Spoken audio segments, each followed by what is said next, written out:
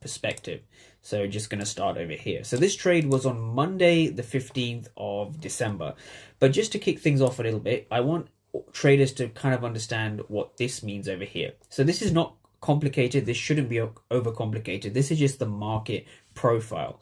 So the market profile basically shows you where 70% of the volume for the previous, in this case, week was.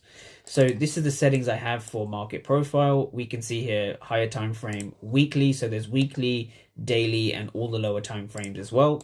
We can see something called the POC, right? So I'm just going to untick that. So you can only see this volume profile here.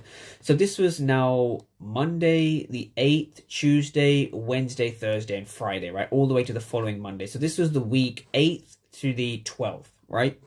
And so what this shows you here is the volume profile. So the volume profile is, again, the top 70% of that week's volume, right? Where were 70% of the transactions? 70% of the transactions for this week here were between this level, this price, so 6,926, down to about 6,875. So this is 70% of the volume right here.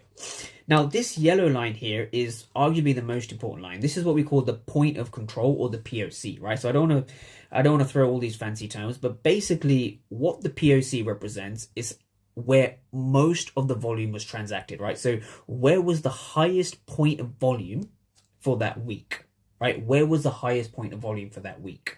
And so the reason the volume profile is so important is because it shows you where you want to be trading from and where the price is most likely to gravitate towards. So just taking that logical extension over to the next day. So what we can see here is here. So this is now Monday the 15th. And so we can see obviously the week has started again. So if we just take a look at where the previous week's POC was, so that was 69.26, this red line over here. This was the previous week's POC. Now, if we just take a look at how Monday's price action actually behaved before